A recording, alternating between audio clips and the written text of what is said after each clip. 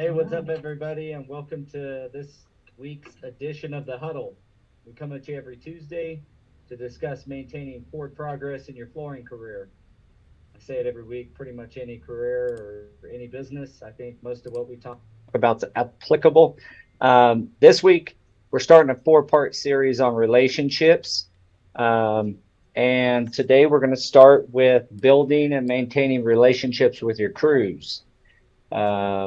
This is all party participant, right? So if you're an installer, uh, throw up some chat or some questions in regards to some good and positive ways that maybe a shop you're working with or a builder you're working with has really impressed you in that regard of building a relationship with you. And if you're a company, we're going to talk a little bit about that. And if you find any value and you find a few nuggets, that's what we hope. So, gentlemen, this week, let me add, as usual, I got the fantastic gentlemen from Michigan, Daniel and Jose. And so, how's it going, guys? Good. How's it going, man? All the All snow right. melted, so that's good. Well, I'm in Colorado Springs at the moment, and we just got about an inch of snow. It was 50 and sunny yesterday, and today got about an inch and 14 degrees. So Lovely. Sounds like not home. nice change. So yeah, this topic is one of those that I had to go back and kind of search in my, through the 20 something years I've been in the flooring industry and 20 plus years in business, and realized that I was really terrible at a lot of what we're going to talk about today. Um, and I'm still not great. That's the truth. So hopefully we get some interaction. I can learn something from the preferred flooring folks, and hopefully I can learn something from some of our audience. So I'm going to kick it off with Daniel.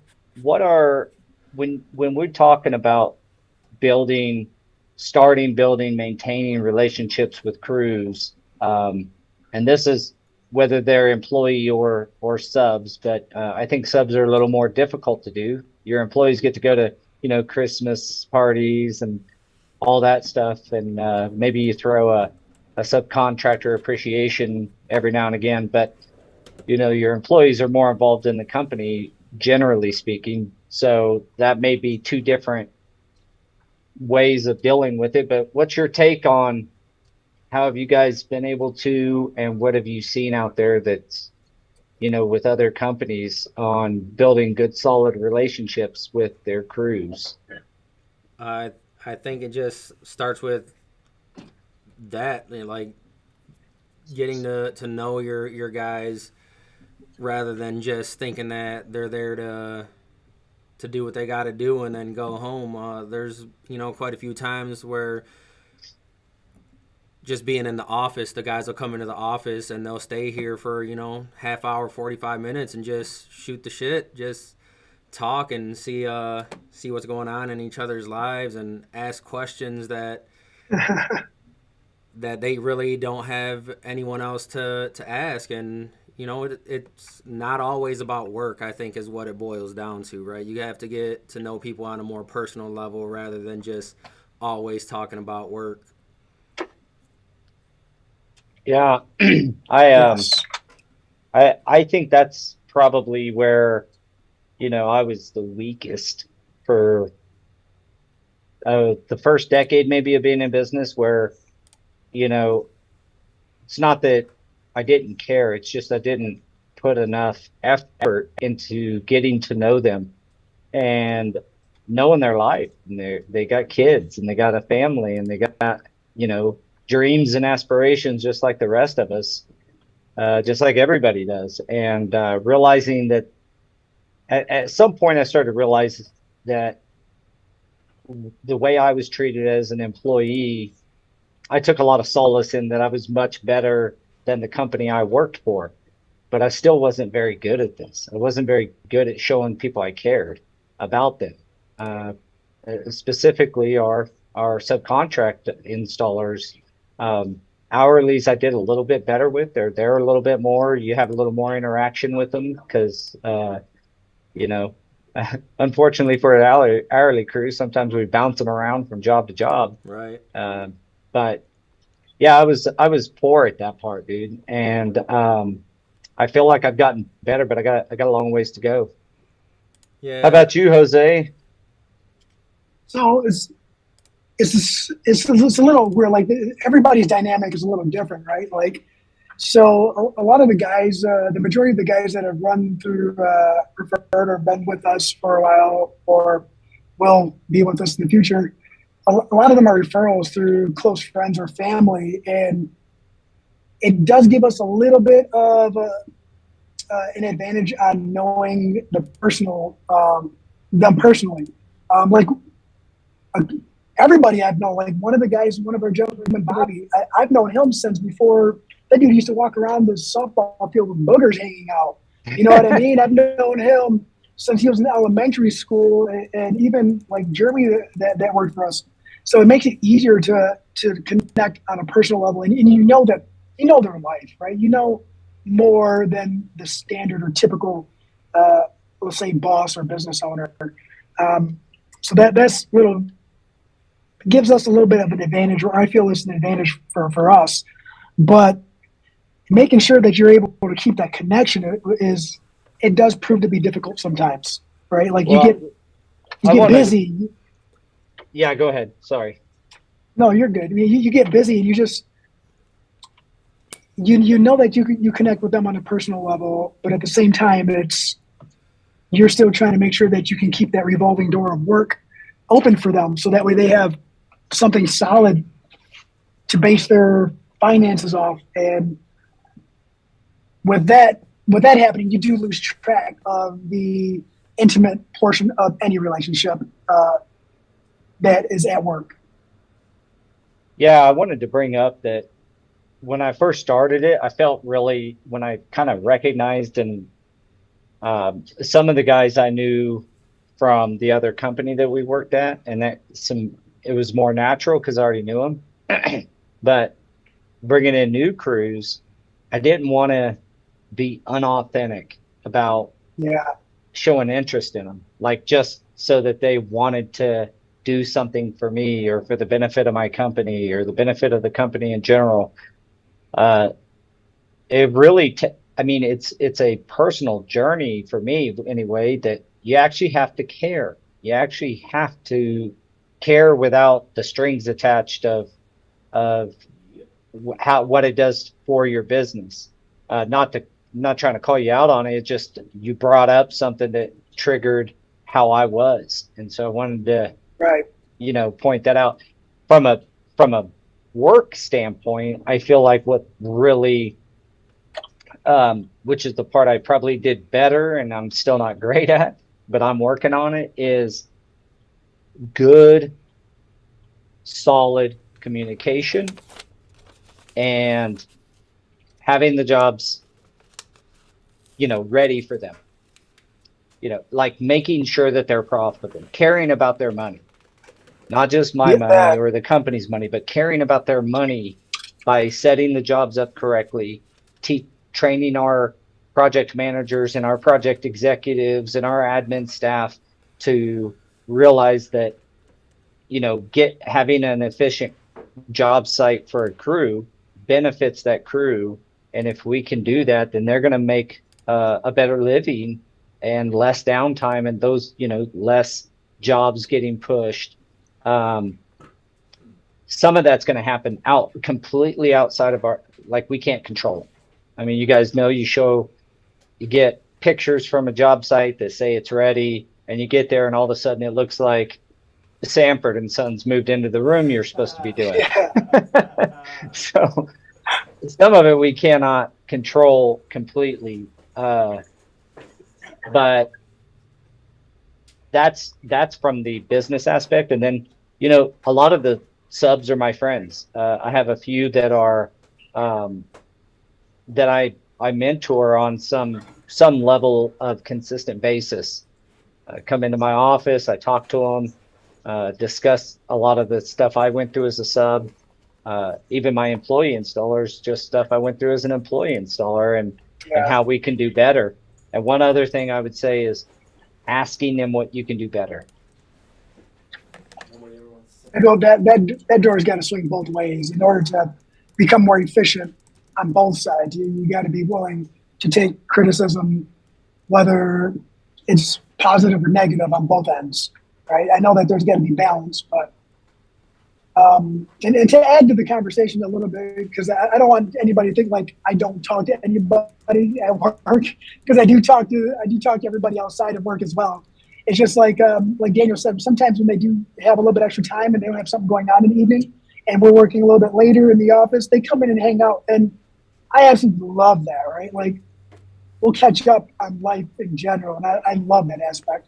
But I do take the time to shoot text messages or phone calls outside of work hours to the guys, because I get reminded of them through little things that go on day to day, and I want them to understand that I think about them at work. I have to think about them, but at home I don't have to, but I still do, because that's what you create as a family atmosphere.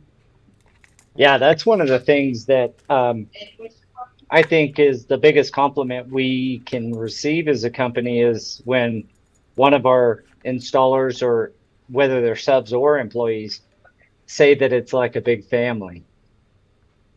You know, Good and that's bad. pretty. That's just a good feeling. You know, Be, they know you care at that point. because you can it's different with family, right? Because you can have an argument 1 minute and then 15 minutes later you're all right, and you kind of have to bring that atmosphere here too, right? Where it's like, all right, we can disagree right now, but just take a quick 10-minute breather and then we have to get back to it. Like there's no reason to hold a grudge. Yeah, yeah, that's a good point. Uh, how family deals with, disputes, and then, but at the end of the day, you're still family. It's pretty similar. It is, and I think that's human nature.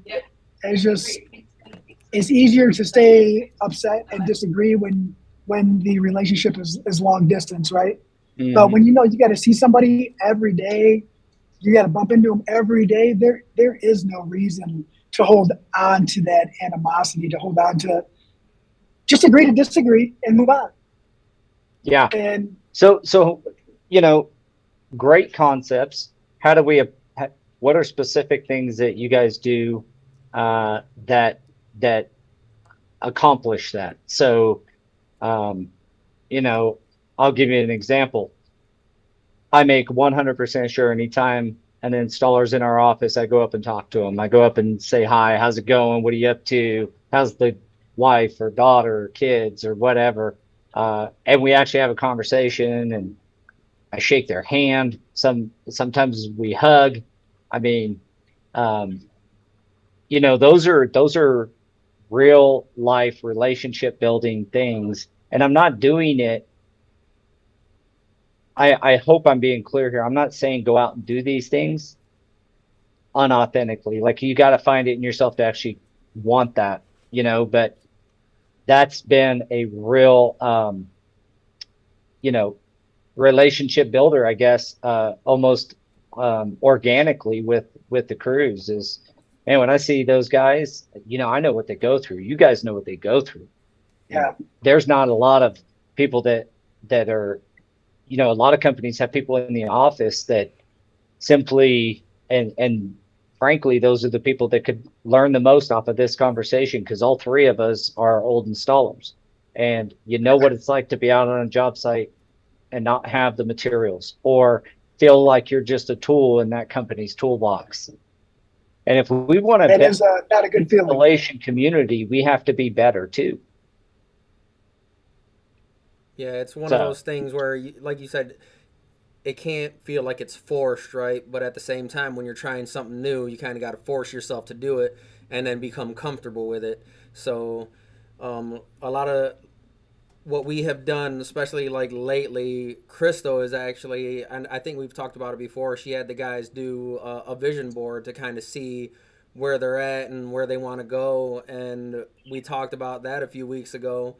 and just building on that and how what they have going on fits into what we have going on. Like we're all striving for the same thing, whether it's, you know, in business or personally. You want to better yourself, and that's where we're at. And we asked them, you know, how can we help you guys get to where you need to go as well, right? We're trying to give them those tools, and it's one of those things where we never really realized how big of an impact you can have on someone as far as like being a mentor and stuff without even realizing you're being a mentor. Just giving them the advice and stuff like that when you're with them all the time. You know, we were in the field for years with guys, and I didn't realize it until it was really the last surfaces where, you know, Crystal actually got a mentor and told me. She was like, she didn't even realize that I was mentoring her until that time. And it's like, you kind of need that, especially, you know, throughout the day, because there's so many questions that people have, and it's like, just talk to me, let me know what's on your mind. It's a free therapy session, right? A lot of the stuff that we come back with, you know, they don't necessarily want to hear, but it's the things that they need to hear, and that changes people's minds sometimes. Well, and it takes a good dynamic for that to work. You know, I certainly have the adverse side or the other side of that, where I've mentored with guys. I got one guy in my head right now. Obviously, I won't name it, but I mentored with him for, I don't know, a month or two. He didn't work for us for very long, and nothing stuck. Nothing. Come to find out, it was somewhat like a joke to him. And that does not deter me. That is one individual that decided that it wasn't for him. And I get that. Not everybody, you know, jives perfectly with someone else. But at the end of the day, it does not deter me. I still feel like I poured into him, and that's my job, not how he deals with it or not how the person deals with it. It's, did I pour into them my knowledge and my experience and my time and my care. You just can't get hung up on whether it works every time is the point. Right, and that's the thing that you realize too, right? Is as long as you know you're doing your best, not everyone wants to be helped, right? So yeah, that's what I was going to add to, is not everyone wants to be helped. And you know, if I told you that I took all the advice that I was given through what people or individuals that would be labeled as my mentor, I'd 100% be lying to you. I had to find out the hard way myself, because I want to feel it, smell it, touch it, and it doesn't matter what anybody says to you. If it's not, sometimes if it's not your idea, then your brain rejects it. And then and you can kind of relate it to kids, right? Because you look at your kids and you can tell them, don't do that. And then finally it's like, not listening, go ahead, do it. Now you're crying. So what did we learn? Told you. You know, another way too, like I'm going to go back to the original question that you asked Daniel, and some of the ways that I relate to people are a little, I want to say unorthodox, right? Only because that's just our family dynamic. Like I'll just use Thanksgiving. We'll go to Thanksgiving, and our Thanksgiving consists of us having dinner, watching the kids trip and fight and do kid things. And as they run in front of us while we're sitting on the couch, we try to trip them and then laugh when they fall. You know, so that's just kind of how we grew up. So it's normal. So the adults, we'll sit there, we'll make fun of each other. We'll just rip on each other, right? But that's our family dynamic. We like to make fun of each other. We like to laugh, even if it's at our expense or someone else's. And a lot of my relationships with the guys that have worked with us, that currently work for us, we do that. We have that banter back and forth, and it keeps us fresh. It keeps us on our toes. It keeps the wits alive. But that's just a way that I personally make connections with people. Is I like to have banter like that back and forth. But when enough is enough, we have to know that, and life has got to be serious at some moments, and life can be fun. And just having that type of connection with somebody and being able to play around like that really helps build a stronger foundation of relationship outside of just the work relationship. Well, it Turning it off and on.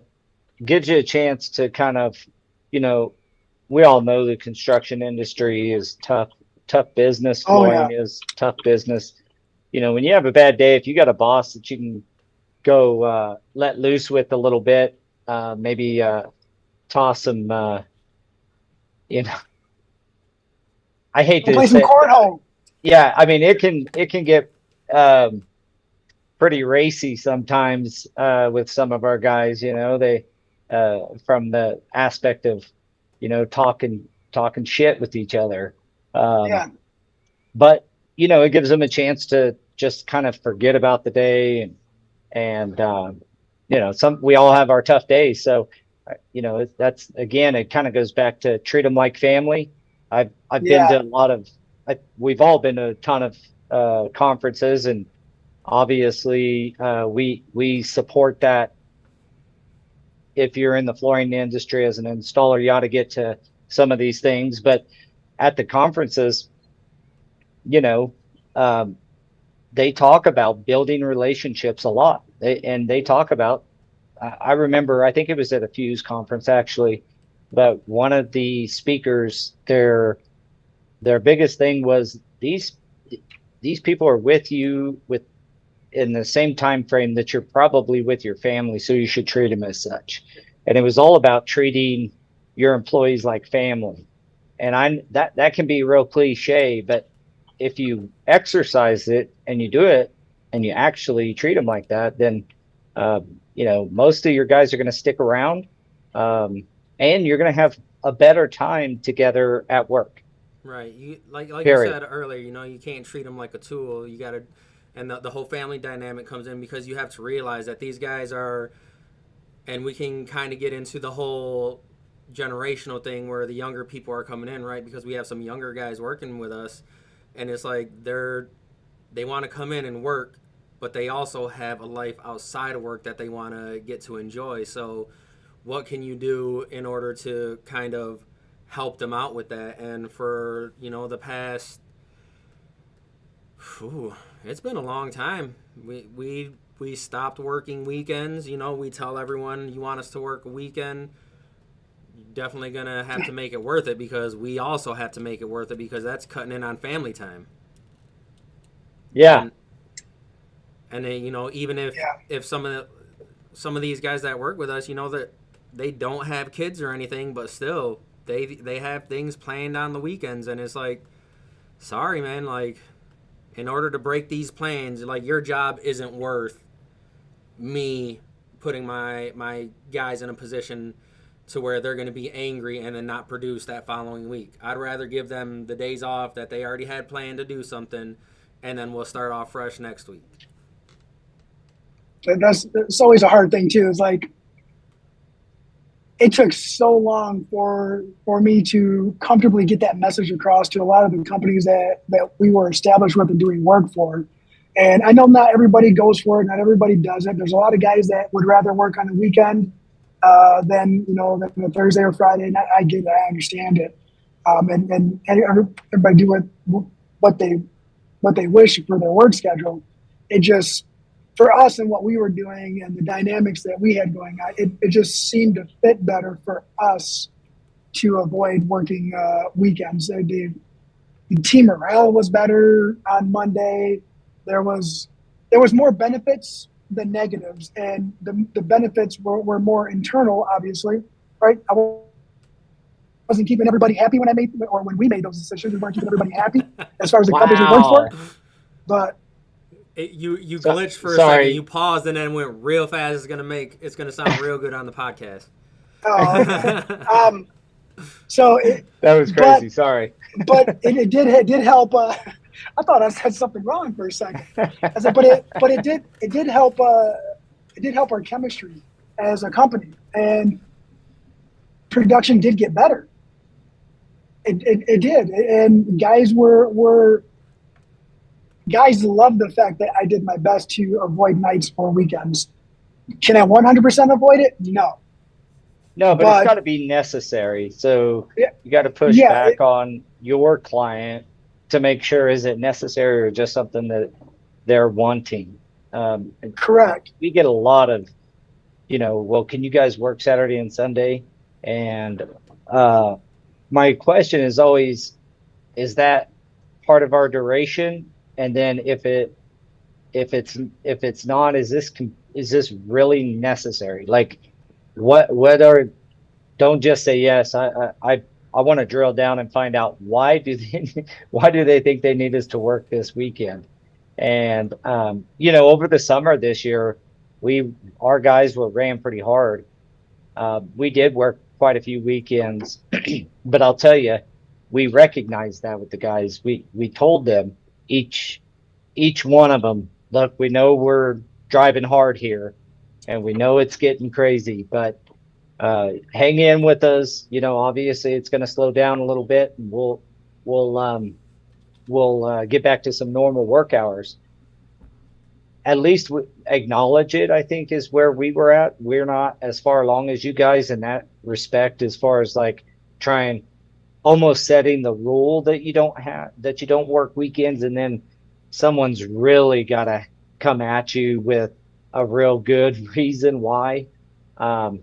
We just try to make sure that it's actually necessary and not just a request or a want or a nice to have. Right, and then we're getting comments from LinkedIn like, weekends inflate the price and it costs more installing weekends and nights. And you can look at it like that, right? But at the same time, you have to look at it from a different perspective as well. Like, yeah, you could get paid more, but I'll always go back to we had a meeting over here at Welsh Tile with Dan Welsh, and he put it, he laid it out. He said, you got to start thinking about it as you only have so many miles on your knees. Yes. So when you're already working 40 plus hours between Monday and Friday, and then you get weekends in the mix, you don't give your body that time that it needs to rest, right? And especially me lately, like when I go in the field, all it takes is one day, and I feel broken. and once you start getting into that rhythm again, right, it's a little bit easier because you think things in motion want to stay in motion, right? It's a fact. So the more you do it, the easier it gets. But just me being out in the field for 3 days puts me in knee braces for 2 weeks.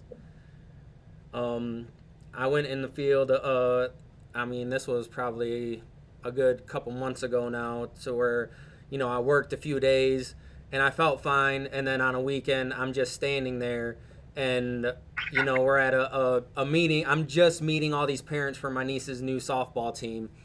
And I'm standing there talking to one of the coaches, and my body just goes like this, and I have to catch myself. And they're like, "You all right?" I'm like, "My hip just went out. Like, I might have to limp back to my truck now." Yeah. Well, that's it.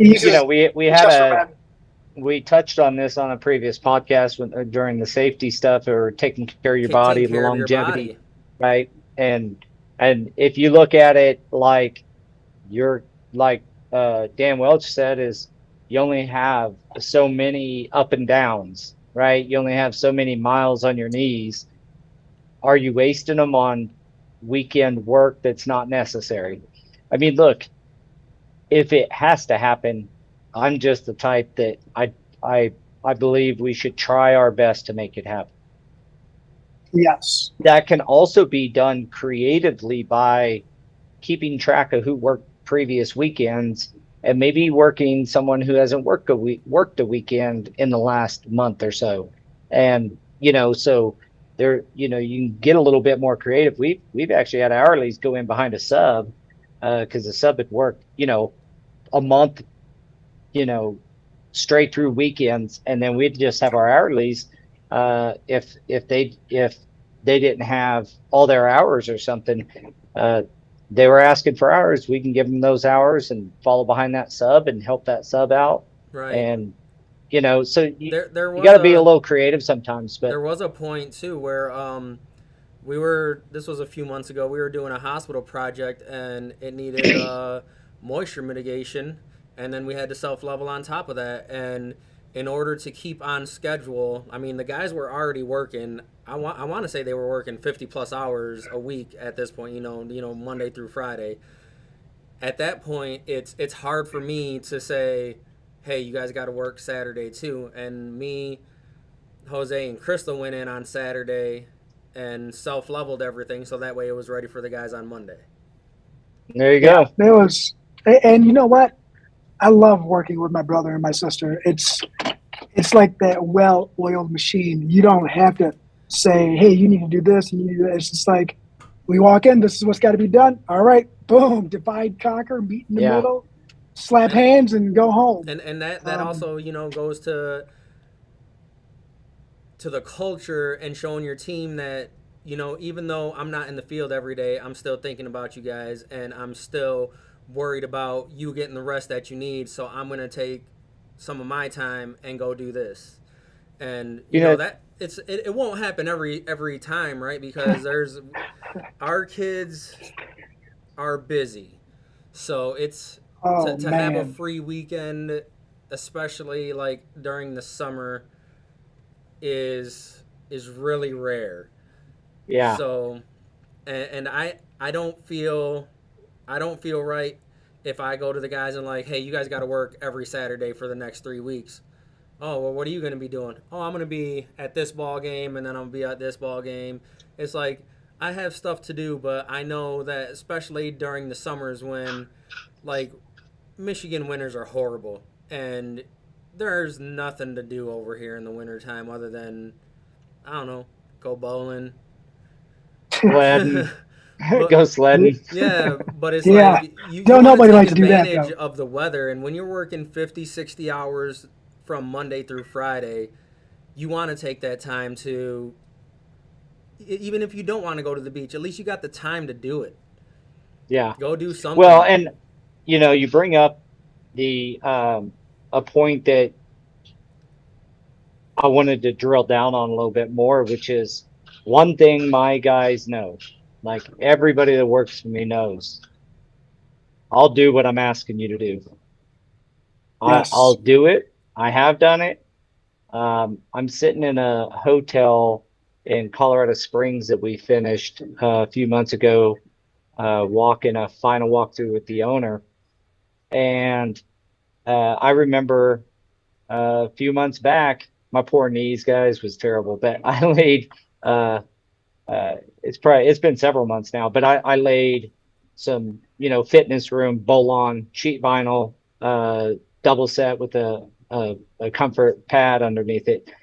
I did that because I had to get it done over the weekend, and our crews have worked their tails off on this job, and they needed a weekend off. And me and Sean, which is one of our superintendents, came out, knocked it out over a couple of days. And so, well, I'll do what I ask you to do, and I have. And I think that goes a long way with people as well. Right. I mean, just one of our guys, Zach, has been helping his brother refinish his hardwood floors, and he's like, I forgot how much work this was. I don't want to do this anymore.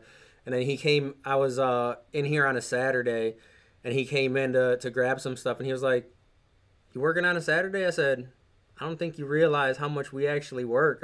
We're pretty much if I don't have anything going on with the kids, I'm working. Like you can get that far behind just on the office aspect of things, and Are you that's really ever something." ahead though? Right. That's And yeah, that's There's something always a that job you to don't bid or a see when job you're to in the get yeah. something field, for. right? And then for him to come in here and see me in here, going over a print, I got, you know, bids due and stuff like that, and just trying to catch up when it's the end of the year. So there's plenty to do, and for them to come in here and see, okay, like these guys really do work as much as we do. And Yeah, I don't know how to even as an installer, um,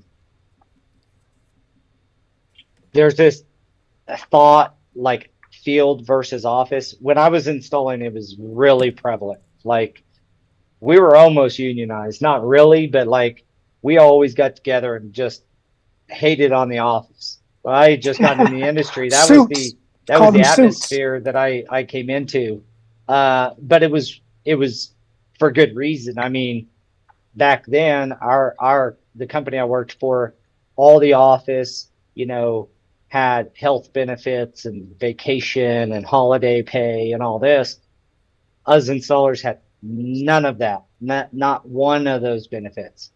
Um, I think I bring this up because if someone out there in the audience has that, one thing that will help you close that gap is a brand new helper has the same health insurance as I do, and it's paid for, and it's the same stuff. They so have the same holidays off. They have the same vacation accrual, everything that the office has. So so I think that can help with closing that up. I talked to our And insurance itself lady does. today actually, and she said that she's seeing a lot of the bigger companies like really ramp up their healthcare for retainage, because the same things that we've been talking about is the people that are coming into the workforce right now want to see those benefits packages. And if the big companies are working this hard to get something going, I told her straight up, I said, ours aren't that great. And she knows that because she handles them, right? They're not the greatest, but they're definitely not the worst, right? You go from no coverage to the middle of the ground where we're at. It's still it still saves you quite a bit of money if something Still a catastrophic happens, significant, right? still a So significant, say, benefit though. and she said that that's what she's seeing is all the bigger companies. Um, my wife works for a big bank, and just from this year to next year, the benefits package has gotten tremendously better. Like last year, I was like, ours is better. Like there's no point into going with yours. And now this year, it's making me stop and look. Like, man, they're really ramping it up. So if you're in a position right now to where it's kind of late because you have to have all your paperwork in by December 1st in order to get it effective on January 1st. But if you're on the fence of getting something started for your guys, now is the time because all the big companies are doing it. So you're only going to fall further behind if you don't. Yep. Yeah, and that brings up something that has been on my mind for a long time is how can we help the subs, because they chose to be subs, but that doesn't mean that they don't need help. How can we as an industry? I know there's some programs out there. I need to do some more research, but how can the industry help to make sure subs have access to healthcare? And I know Federated is teamed up, and has been for years with the FCICA. Mhm. I wonder if a sub company that's not a FCICA member could, and that's liability and GL, but I think maybe it's the NTCA that has a health insurance coverage program, The like a group FCICA health does as program. well. It's just not through like real health insurance. It's a group program to where you still pool your money together and stuff.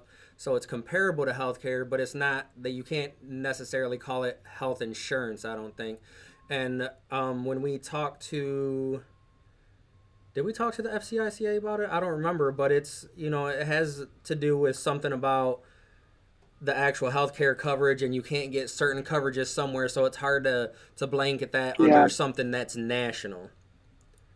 I'm Gotcha. surprised that there isn't like a universal healthcare program for people to get into besides individualized programs, right? Like, Well, I know there's programs out there Well, for I, small business because owners and such, but I'm talking like if look, I'm still considered a small business. You know what I mean? From the government's eyes and health insurance wise, we're considered a small company or a small business. Our subs are micro sized if from their perspective. So I was just curious if you guys, because no, that's another thing. and I Like, was also thinking too because I was listening to another podcast and they were talking about back in the day when labor ready was, all the rage, and it's like in order to put labor ready. something Holy smokes. in order to put something together like that right now and just focus on the flooring industry so that way people have the coverage, what would something like that take? Because you'd have to set up, pretty much an office in every state or have someone running every state because of how different things are state to state. And then, I mean, if you look over here, just half of this, Wheels are you go spinning. you go half the state, and this half the state is covered by this healthcare coverage, and this half the state is covered by this healthcare coverage. So, in order to put something together that could one, unify the industry and have us become stronger that way, but you're also classifying attracting. people as employees, getting the coverage that they need, and paying them on a W-2 rather than a 1099. It'd be great to have something like that, but how would something like that? Well, if you have W-2 employees, you ought to be able to put them underneath your company's health insurance. Right. It's the subs that are kind of left out to dry on from a health insurance perspective. And yes, they can go to healthcare.gov and get Yeah. individualized, but it made me start thinking about the HSAs, health I savings seen those wheels plan. turning. And maybe I wonder if that's not a good mechanism. We got off a little bit of the topic here, but it all builds back to To we actually care about the dang building the team, installers. Yeah. we Yeah, care. We Well, care it's about your the team. that's your family. It's your Yeah, family, right? You want to make sure that you're thinking of every aspect you can to take care of them. Well, Is really what it we, is. we say I'm going to look into that we a say little bit stuff deeper. like, you got so many miles on your knees, and all these guys are like working weekends. If you ain't working weekends, are you really even a flooring installer? But it's like you look at it in terms of our machine. If our machine gets broken, we gotta take some time off of that machine. Like if that battery starts dying, let me go plug it in. Your It weekends are requires your plugging maintenance. in. That's a hell of a good thought, especially like the ride-on. It works for 8 hours, and And then then you got it's done. and then you got to plug it in. And that's funny. We expect a lot of times, and I'm guilty as anybody for this, but you expect your human um, machine to be more of a machine than an actual machine in a lot of ways. Your human the installers. I don't know how to say it, Your but your twin said that's why you get propane, but apparently he's never worked in a hospital, so we'll let that one slide. yeah, let him slide on that. Or a A school, Or a hospital school, or a food service or a area. retirement home. or most the places that we work. Yeah, or an occupied building. Sorry, Danny. No, propane has its place, bud. You want to come say hi, Uh, Zach? but yeah, I just think that I wonder if No. that One, I'm gonna look into that. I'll some of our report guys are on just the. getting in right now. We got Zach coming in. We're talking about the team right now, so it's only right Hey, that Zach. we talk to a team member. We're, Awesome. they can't even Welcome. see you, bro. You Sit down so I can see your face. This is Zach. He's the one that was doing his brother's house, refinishing the wood, and seen me working on a Saturday. What's up, Zach? Not much. What? How you doing? Good. Welcome to the huddle, man. So I'm going to put the guys on the spot here a little bit. We're talking about building relationships with crews. I own a commercial flooring company in Kansas, and so we were just throwing back and forth some best practices. From your perspective, what did these guys do really well from the relationship building with the crews perspective? Um, Yeah, I don't really do well when I'm put on the spot, man, to be honest with you. Well, you did well, I'll tell you this. It's just like talking the way you just did right then, which is real authentic and real. Let me see if I can lead along. Do you feel like they care about you? Yeah, for sure. And what do they do that? Give me an example of something that they've done or do that makes you feel like they actually do give a crap. They took us out go-kart racing once. I got to smoke those guys in go-karts. That was pretty fun. There you go. Just doing team building, stuff like that. And we sometimes you got to let people win to build their confidence is really what it amounts to. I think he came in last on the first lap and then end up winning the next two. Yeah. Hey, my twin knows something about some go-karts too. Oh, yeah? Oh, Danny. Propane go-karts. Do you guys remember that on CFI when he got like T-boned on those fast go-karts, like broke some ribs and stuff? Danny, tell us the story. We weren't there for that one. Yeah, we were at a CFI and went out, team building thing, went racing those go-karts, the fast ones. Danny I think he broke some ribs. Jeez. Anyway, Danny yeah. says, so thanks, Ruben. So hey, let me add something. Let me add something here. So everybody, that's Zach, also known as Zachy Glass, or the GOAT in his free time, or the GOAT. A couple GOAT. Yeah, or the GOAT. He coined himself the GOAT for everything. Even when he messes up, he's the GOAT. But in his free time, the dude likes to blow glass, and his artistic views on his pieces that he makes. That stuff amazes me. Like, I've purchased some of his stuff too, and I've shared his stuff. I even tried to sell his stuff in his store at the mall because I know that he's passionate about it outside of work. How'd you get involved with that, Zach? How'd you get started blowing glass? You're in it now, bro. You're in it. You might as well sit down. Yeah, I saw somebody do soft glass when I was a kid. My dad always did stained glass, so you're in it now. So, but yeah, it's a funny story. I actually just did a Google search one day and I found some guy's phone number on yellowpages.com and I just called him up one day and was like, "Hey man, want to learn how to make pipes?" Did you even know what the Yellow Pages were before? Oh yeah. Zach's not that young. Yeah, but how old are you, Zach? I'm about to be 30 in a couple weeks. All right, you're still a youngster in my book, pal. Well, that's cool. This is one of his pieces that he made me. This is a mini butt plug. Hey, we have fun. That's great. Yeah. So yeah, you got into blowing glass. Jose and Daniel does his artistic abilities come through in his flooring install? I think his patience to be able to do something really comes through, because blowing glass, it's not just like, I'm gonna get this done real quick. He's told me how much work goes into this, and it's like that patience factor really helps him out, I think, because he's one of the guys that you can send him to do something and you know that he's going to go over there. It might take him a little bit of time, but I'm not going to have to worry about that spot at all anymore. It'll be goated.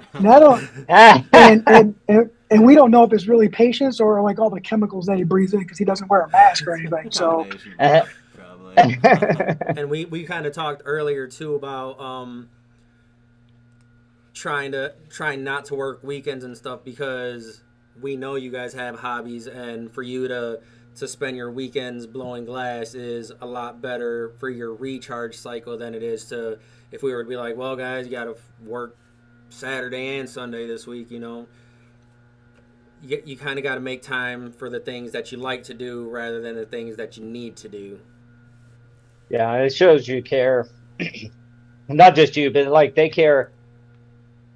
If I'm guilty of not having a heck of a lot of hobbies because I work so much, and I wouldn't wish that on people. So having some time off, man, I can't have a better example than our ride-on machine. I'm sorry, I'm stuck on that. Like That is a great analogy comparison. Yeah, I love 8 it. hours of work and you're done, and you got to plug that thing in and recharge it. And so humans, we need that too. So, all right, guys. Hey, we are nearing the end of the huddle. I say this every week, but an hour goes by really fast. Zach, Crystal dude, said that go. he made her a butt plug too, but hers is bigger, so she can use it.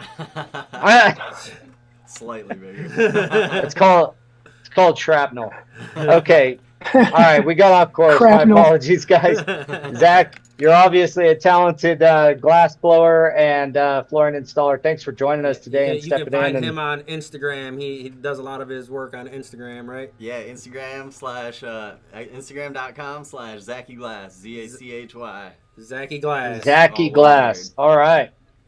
Well, give Zach a follow and check out some of his work. Thanks. Guys, thanks again. I do want to bring up the Forward Progress Scholarship again. There's still some time left to apply for that scholarship that Go Carerra has put on with in unison with the FCICA. So if you're an installer and you want to learn a little bit more of the management side of the business, and it will help your installation career, I promise you that. Get on and apply. It's on all of our socials, I'm pretty sure. I know it's on Go I'll probably Carerra's. do I've another seen round it. of sharing that again too to get more people signed up. That goes Yeah. for you too, Zachy. Fill it out, brother. Yeah, get on there. It's a great program, man. It's I think it's valued at like $1,200 or $1,300, and it's an awesome program. And so that being said, guys, I'm gonna sign us out. I appreciate everybody's input. This was a great podcast. I'm really happy. I learned some stuff, and we'll go back and apply some of it. So thanks again, Zach. Nice to meet you. Yeah, you too. All right. All right, Thanks again, everyone. signing out. See See you guys. later. Have a good one. Bye.